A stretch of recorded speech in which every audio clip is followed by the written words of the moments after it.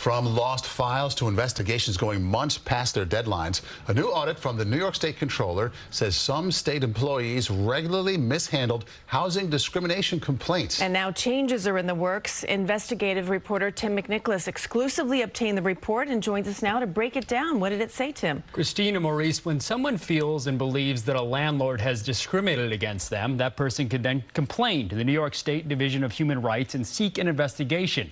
But the state comptroller says that agency often failed to do its job, putting tenants at risk of facing continued discrimination.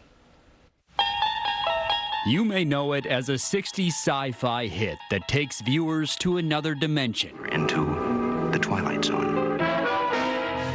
But state auditors recently discovered another Twilight Zone right here in the Bronx. A filing cabinet with the show's name filled with housing-related discrimination complaints at the New York State Division of Human Rights headquarters in this building.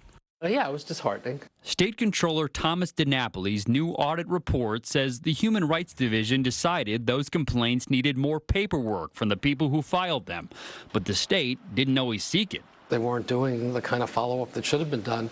Our auditors did some follow-up to see if, in fact, the complainants were contacted to get the more detailed information, and in many cases, they were never contacted. DiNapoli's office says some of those complaints were never entered into the state's computerized case management system, leaving people searching for answers.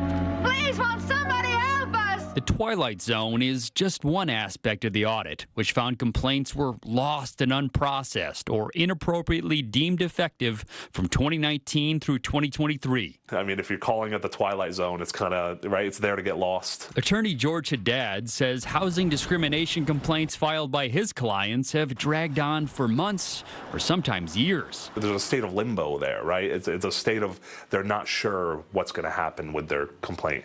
And their trust in the justice system is depleted. The Comptroller's office says in a sample of 175 complaints, it found 120 in which the agency did not complete the investigation or notify the accused of the outcome within 100 days as required under state law.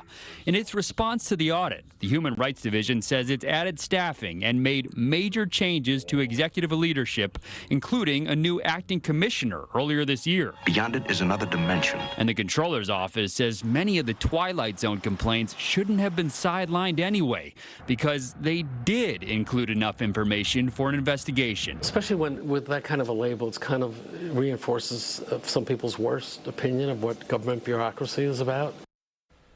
The audit report includes a list of recommendations to improve training and to help the Human Rights Division better organize and investigate complaints.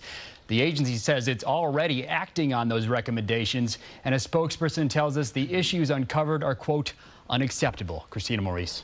And I'm assuming they relabeled that file. I would hope so. After this report. I would hope so. Tim, very interesting information uncovered there. Thank you. Thank you. And if you have a tip that you want Tim to investigate, scan the QR code right there on the screen. You could see the story on our air.